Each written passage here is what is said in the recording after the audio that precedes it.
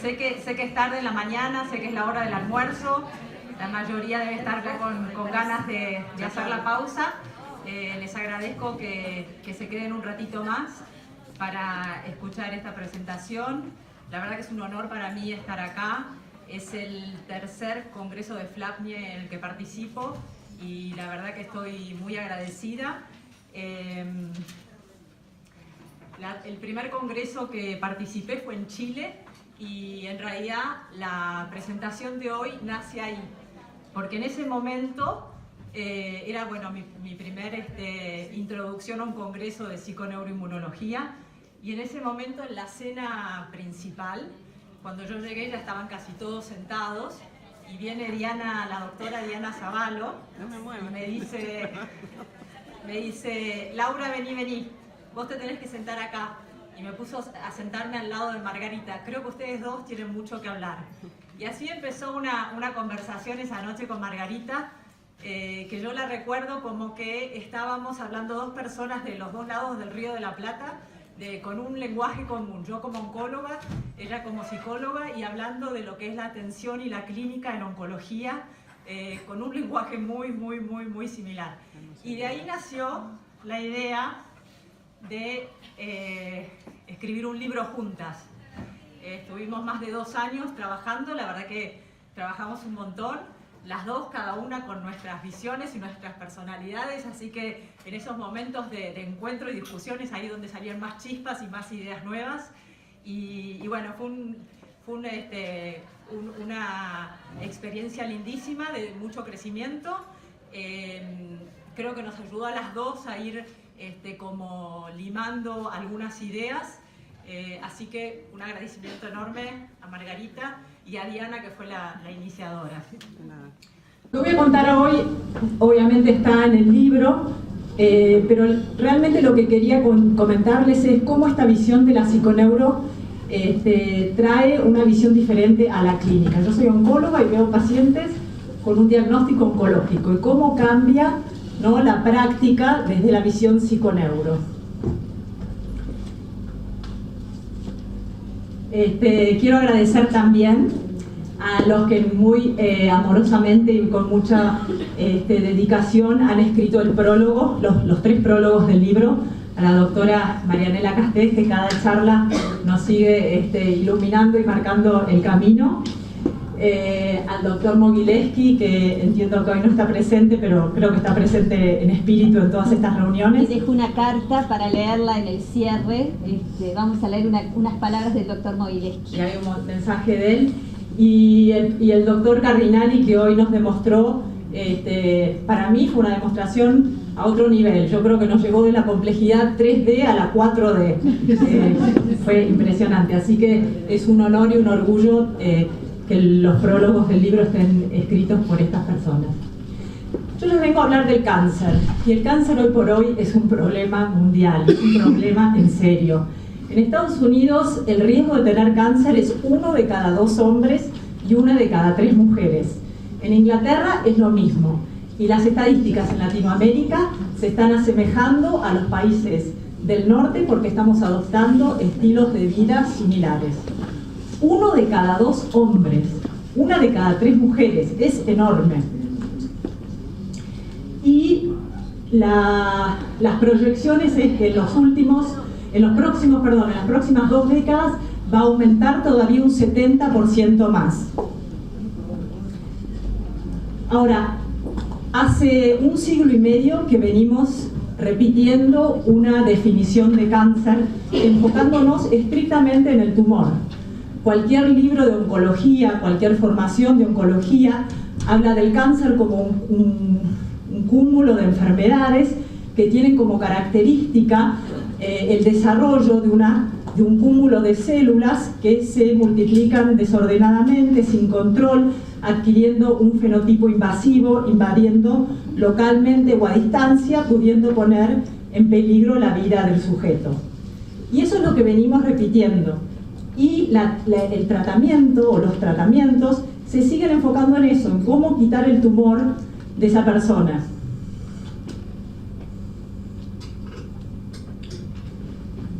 Ahora, la Organización Mundial de la Salud ya nos dijo en el 2012 primero, y lo sigue recalcando, que en realidad el 50% de los cánceres podrían ser prevenidos, podrían no diagnosticarse, si viviéramos más saludablemente, si comiéramos mejor, si hiciéramos ejercicio, si mantuviéramos un peso saludable, si evitáramos el tabaco, si tomáramos alcohol moderadamente, si evitáramos todo lo que es contaminación ambiental, radiación. Y ellos ni siquiera mencionan el tema del estrés crónico y de los traumas emocionales crónicos, con todo el efecto que nosotros desde la PINE sabemos que tiene nuestro organismo. Entonces, si el 50% podrían prevenirse, quiere decir que no depende todo del tumor, porque hay algo que podemos estar haciendo para prevenirlos, bueno, y hay algo que estamos haciendo, la forma que estamos viviendo, que está preparando un terreno propicio a que desarrollemos cáncer.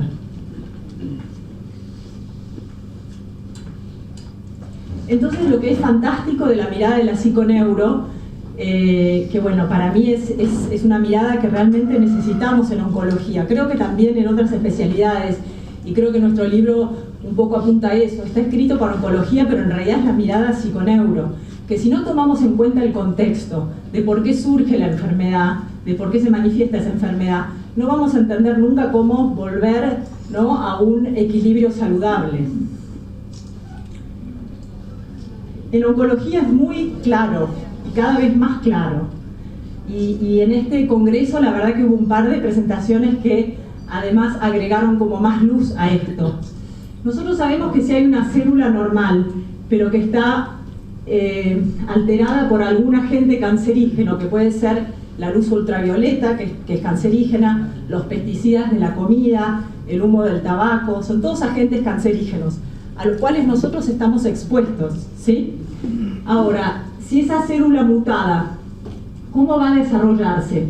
Si va a desarrollarse y generar un tumor, o va a regresar y a desaparecer, eso depende de la respuesta inmune que monte ese sujeto. Ayer el doctor Bonet nos habló del cerebro atascado y el doctor Ortiz Arcelán nos habló de este reflejo inmunológico. Si nosotros de alguna forma estamos viviendo de manera que nuestro cerebro está atascado, nuestro cuerpo está agotado y estamos generando un reflejo inmune, lo más probable es que la respuesta frente a una célula anormal, alterada, mutada por un agente cancerígeno, va a ser una respuesta inflamatoria. Y esa respuesta inflamatoria no solo no va a hacer desaparecer esa célula cancerosa, sino que la va a incitar a multiplicarse, a desarrollar angiogénesis, nuevos vasos y a invadir. O sea que una respuesta inflamatoria va a promover el desarrollo de un tumor. En cambio, si ese sistema inmune es parte de un sujeto que tiene el cerebro funcionando bien, con el cerebro, el observador, el regulador, como ayer explicaba el doctor Bonet, bien, y con un reflejo, digamos, inflamatorio normal, no exacerbado, entonces la respuesta inmune va a poder ser una respuesta celular, con células NK, con células T citotóxicas, y de esa manera va a poder inhibir el desarrollo de ese tumor. Esto es muy importante, porque todos estamos expuestos a agentes cancerígenos. Salimos y estamos expuestos a la luz ultravioleta. Comemos comida en paquete y estamos expuestos a un montón de químicos y pesticidas y de todo. Humo de cigarrillo propio, el ajeno. Pero la realidad es que por más que nuestras células, algunas estén mutadas, nuestro organismo, si está funcionando bien, los sistemas de reparación de ADN las reparan, y si no las llegan a reparar, el sistema inmune detecta, digamos, las células alteradas y las induce a la apoptosis, las elimina o las repara o las elimina. Y esto, bueno, vuelvo a recalcar que sabemos que lo que sucede en ese microambiente tumoral depende de todo ese ambiente interno y de esa cascada hipotálamo hipofisario adrenal, ¿no? Con esto de que las órdenes vienen del cerebro y es el cerebro el que va a determinar si la respuesta, digamos, va a ser una respuesta inflamatoria o una respuesta inmune normal celular antitumoral.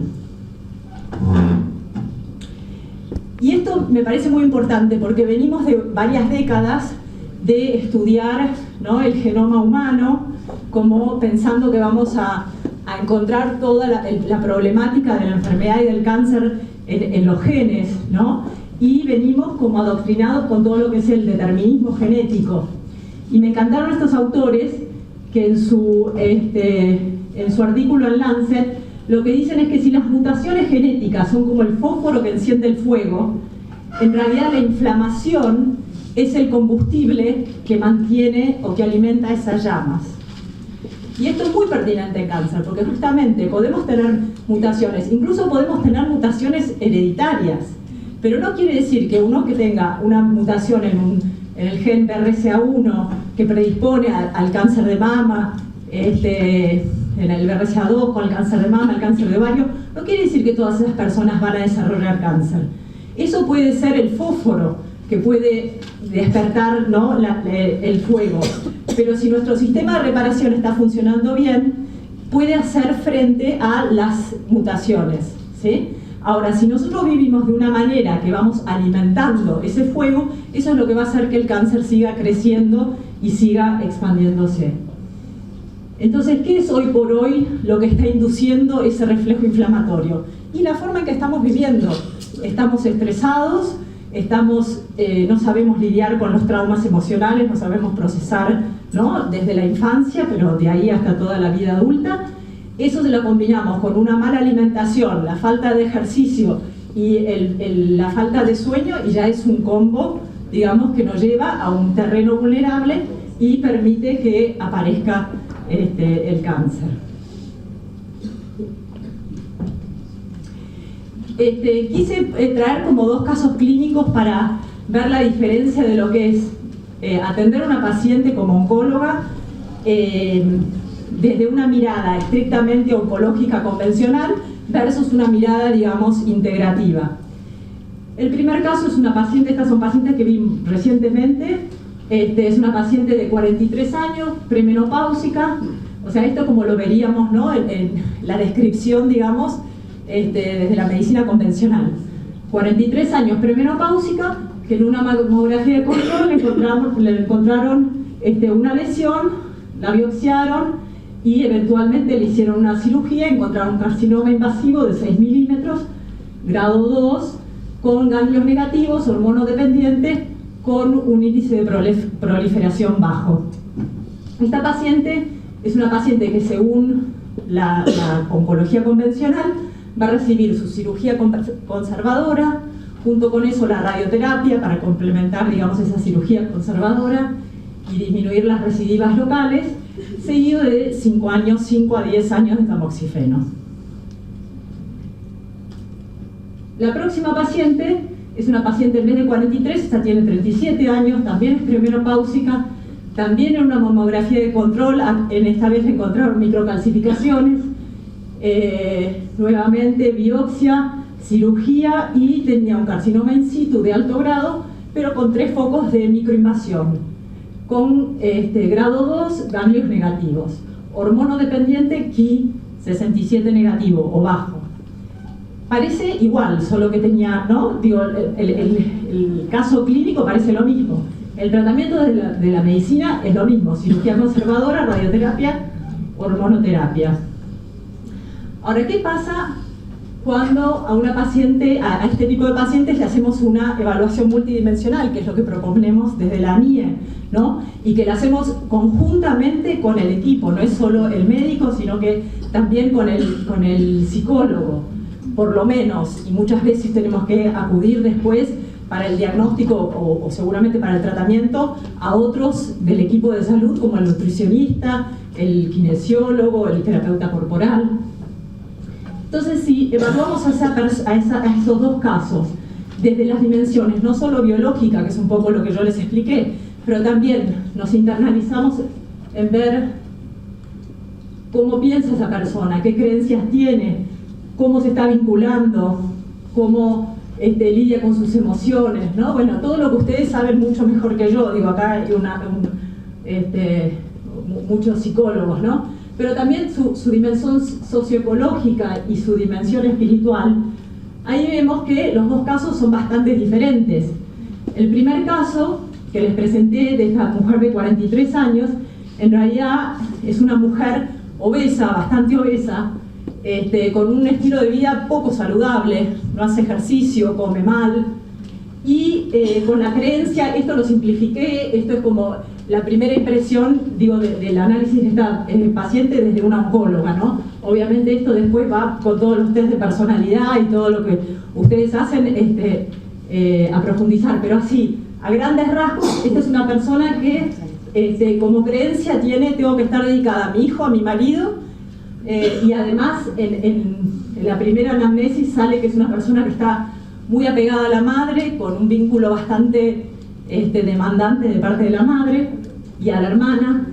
Eso no le deja nada de lugar para tener su propia vida social, sus amigos, y con todo esto, tan dedicada a su familia y tan descuidada ella, hace que ni siquiera va a entrevistas de trabajo porque se siente incómoda con su obesidad, con su, ¿no?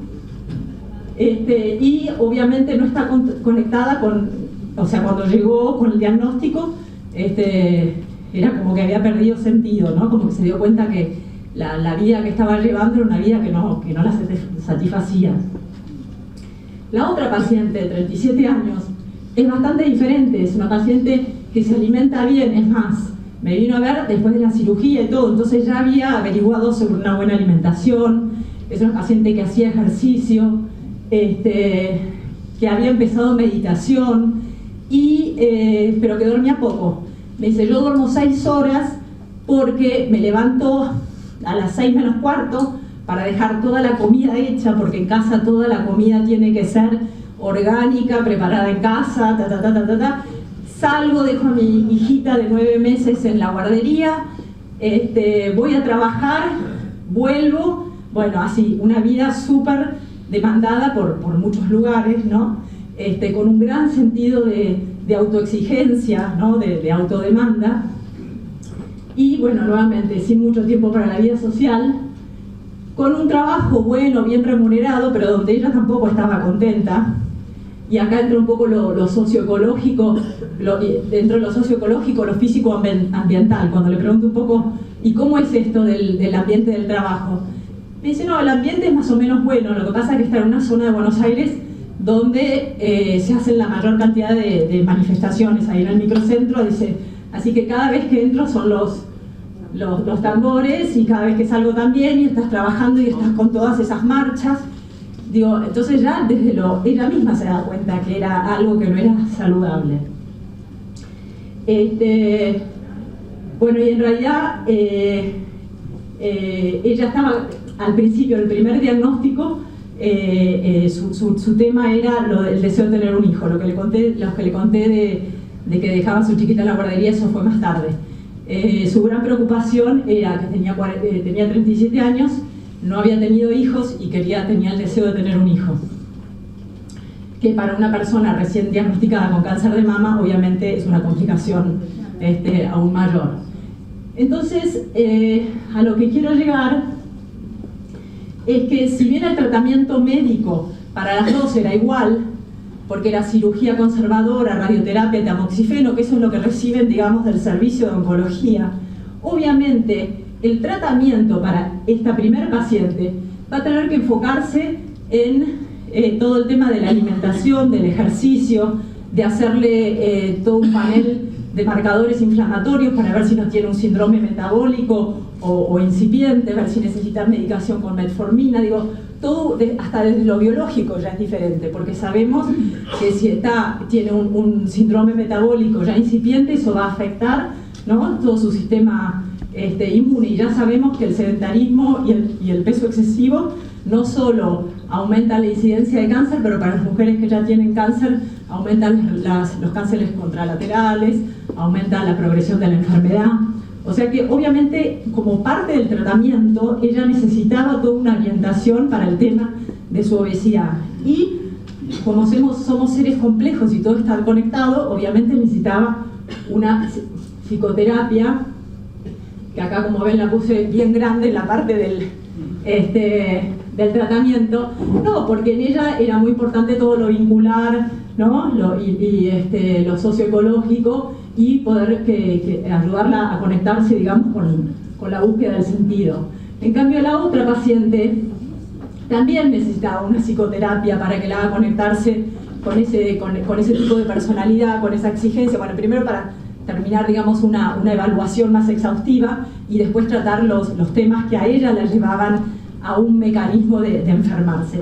Y lo que quiero decir es que esto es parte del tratamiento, no es complementario, o no es, porque si no esas personas se vuelven a enfermar, una por una causa y la otra por la otra, pero si no cambiamos el terreno, en cualquier otro momento que haya una célula que empieza a crecer descontroladamente, el sistema inmune no está apto.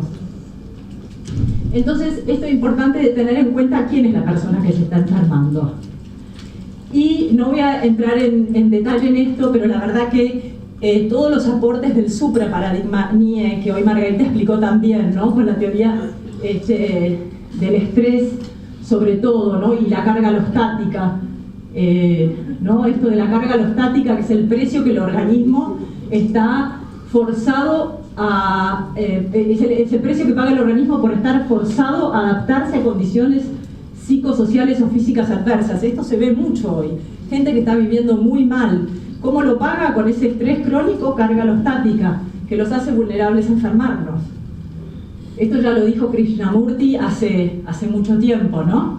Esto de que no es saludable estar adaptado a una sociedad profundamente enferma. Ayer lo vimos también, alguien mencionó al doctor, cuando mencionaste al doctor Fuster, ¿no? Que él ya decía también esto de estamos adaptándonos a un estilo de vida que nos está enfermando. Y esto, ¿no? De todos los aportes del supraparadigma NIE que nos enseñan a salir de ese pensamiento lineal. No es el cigarrillo causa cáncer. Sí, el cigarrillo es un agente cancerígeno, pero ¿cuánta gente fuma durante 20 años y no se enferma? Y después se enferma cuando tiene algún desequilibrio psiconeuroinmunoendocrino diferente, ¿no? Esto me parece interesante también desde la teoría de los sistemas, de entender cómo somos un eslabón dentro de un sistema que va desde lo micro a lo macro, ¿no? Porque muchas veces vemos una persona enferma, y esto en pediatría lo tienen mucho en cuenta, que por ahí el sujeto que viene con el diagnóstico, en realidad es un sujeto que está manifestando un desorden a nivel familiar, ¿no? Bueno, en los adultos también se ve que a veces la persona que se enferma, el problema no es dentro de la persona, pero es un núcleo enfermo, ¿no? Entonces empezar a mirar más allá de las personas. Y esto de los conceptos de equifinalidad y multifinalidad que viene de la teoría general de los sistemas, que aunque haya 10 pacientes con cáncer de mama del mismo estadio, el mismo tipo, no quiere decir que todas llegaron a esa enfermedad por el mismo camino. Cada una, como vimos, puede llegar por caminos diferentes.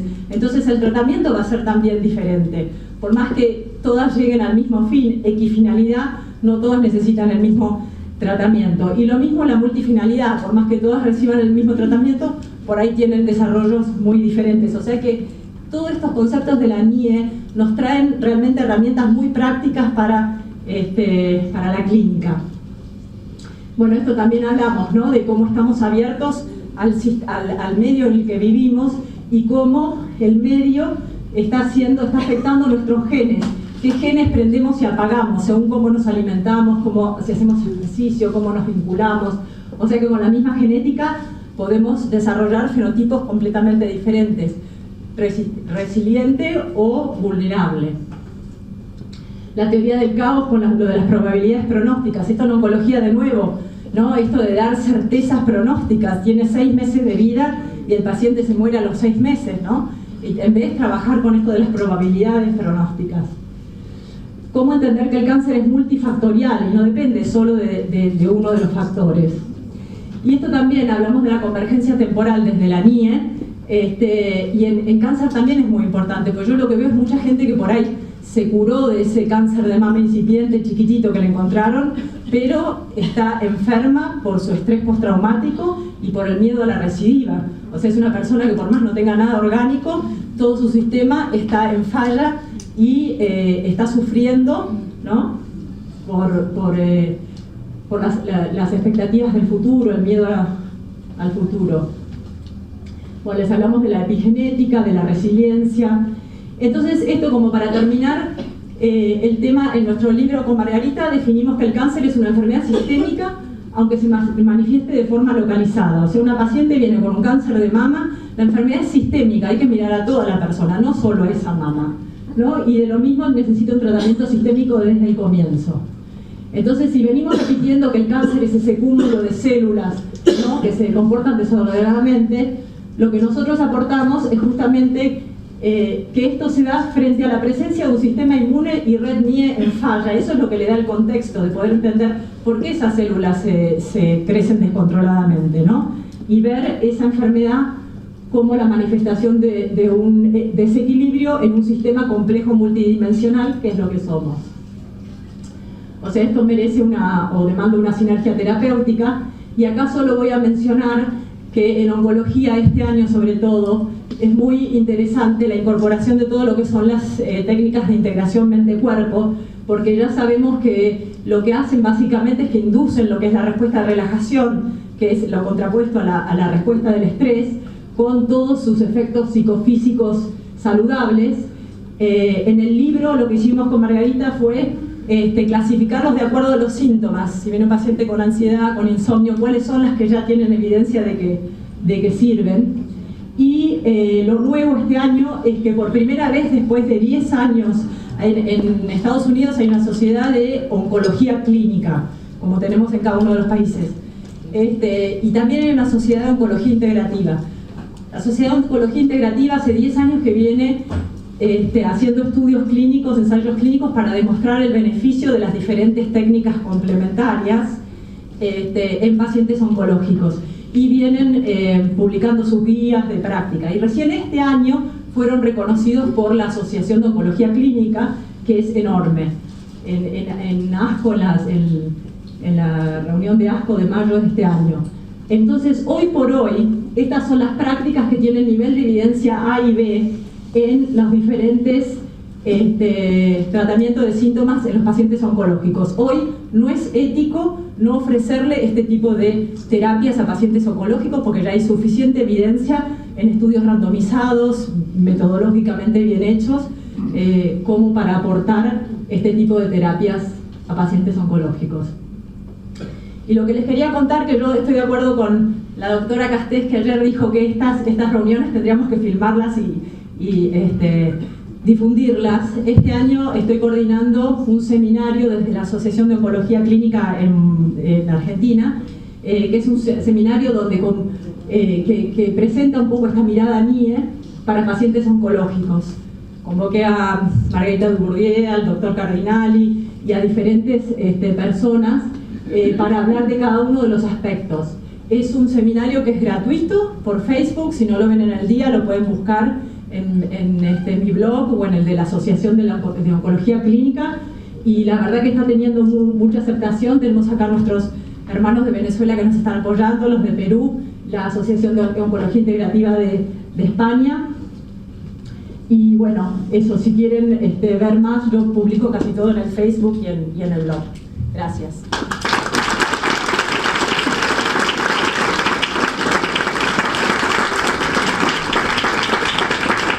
Bueno, solo dos palabras, porque justamente dejamos que Laura presentó un poco el libro en nombre de las dos, pero dos palabras para comentarles un poco la importancia del abordaje psicoterapéutico.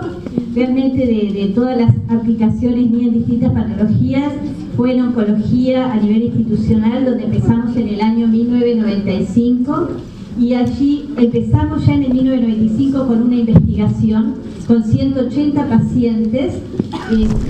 Ahora no la voy a presentar el estudio, pero eran 180 pacientes con distintos tipos de cáncer, y lo que se vio que tenían en común, que venían el 100% de los 180 pacientes con situaciones crónicas de estrés, entendiendo por estrés la insatisfacción de necesidades. Algunos eran factores tóxicos predominantemente, que es una insatisfacción de necesidad como es el fumador crónico, pero la mayoría eran estresores psicoemocionales. En este estudio que lo hicimos con una médica oncóloga, Yasmín Afonso, del Hospital de Clínicas, del Servicio de Oncología, Y eso, después hicimos reunión con un grupo de pacientes donde vieron cómo la biopsicoeducación, el abordaje también con su familia, porque siempre integramos en entrevistas vinculares a la familia, porque si realmente nosotros apostamos a la plasticidad, a potenciar la salud sin certezas tampoco de curación, pero sí de que va a andar mejor en la medida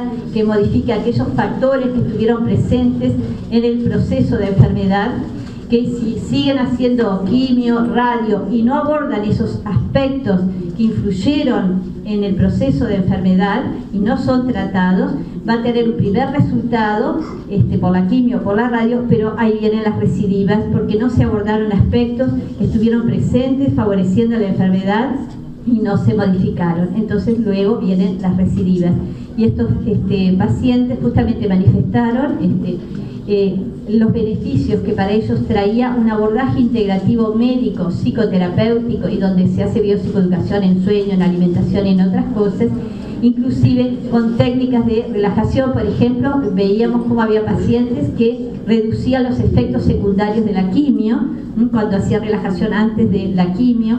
O sea que un abordaje realmente integrativo, ya tenemos 25 años de experiencia y realmente los resultados nos asombran, y eso que muchas veces en el ámbito hospitalario no es fácil revertir los factores de estrés socioeconómicos que en este hospital donde hay una población más carenciada muchas veces no es fácil trabajar, pero así todo hemos tenido excelentes resultados en casos que incluso parecía que no era posible revertir, y pese a las estadísticas esas personas hoy viven ya hace muchos años y con mucho bienestar, y no son enfermos sino que son pacientes, o sea, porque cambiamos muchos términos y eso lo planteamos en el libro. No hablamos de sobrevida, no hablamos de esos términos que ya tienen un impacto en el paciente, que sentencia. Creo que hay que cambiar también nuestro vocabulario y que sea acorde a este paradigma NIE, porque usamos muchas palabras que corresponden a otro paradigma que no es el nuestro, que apostamos a la plasticidad. Así que bueno, todo eso después se puede profundizar en el libro a los que lo quieran. No se olviden